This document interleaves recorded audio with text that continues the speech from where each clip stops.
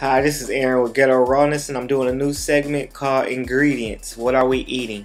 A lot of people look at labels and they really don't know what they're looking at in the ingredient list because it's a whole bunch of chemicals and things that we don't even know what it is. But we call it real food, but it's really not.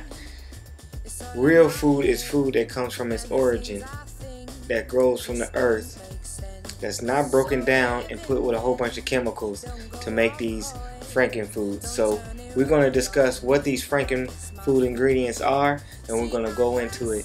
The first ingredient I want to look at is high fructose corn syrup, because it's the most picked on and pretty much the most easiest one to be picked on, and most of all because it's in everything. So we're going to look at that now. So I know you're asking yourself, what is high fructose corn syrup?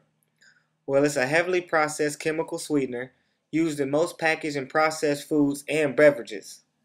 It is the primary replacement for sugar, created by milling corn with the most starch to create corn syrup, which entirely is glucose, but they add enzymes to change the glucose to fructose.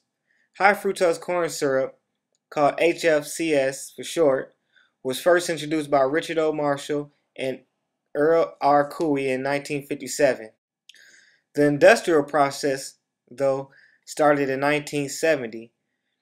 Introduced in the United States in 1975, it replaced sugar in soft drinks because of its low cost to produce. The obesity rate skyrocketed every year since high fructose corn syrup has been introduced to Americans in 1980. When eaten, the body processes HFCS differently than cane sugar.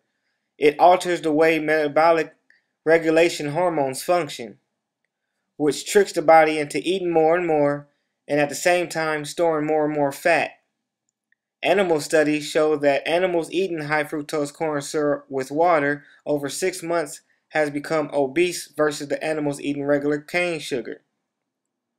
It also forces the liver to force out more fat into the bloodstream, causing obesity, cardiovascular disease, diabetes, non-alcoholic fatty liver disease. The Food and Drug Administration know that this is very harmful to us, but they want to tell us to eat it in moderation and it's fine for us. But how can we eat it in moderation when it's in everything? The average American eats 140 pounds of this a year.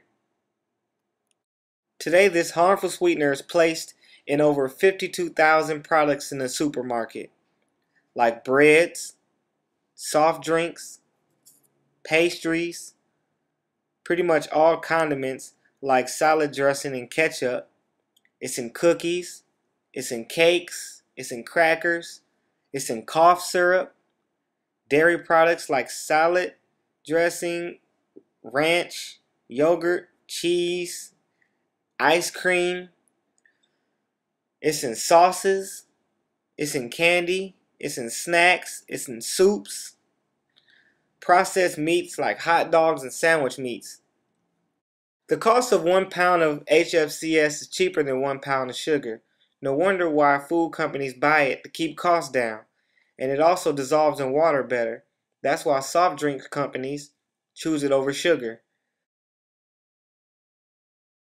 It's in so much stuff that if I say 8 times out of 10, if you look at the back of a label, it's going to have some high fructose corn syrup or corn syrup in it. The Corn Refiners Association has been busy the past few years salvaging the reputation of high fructose corn syrup to make money, but Americans are starting to be aware of its dangers. That's why they paid $30 million just to say to you that this corn syrup is actually good for you, but what it's not. Independent study shows that it's not. But as you know, they don't put health food on commercials. They don't advertise food that's good for you, just food that's bad for you. If you look at the back of the package and look at the label and it says high fructose corn syrup on it, it's usually on foods that contain no nutrition anyway. So these are products that even with if it was sugar in it originally, it's still bad for you.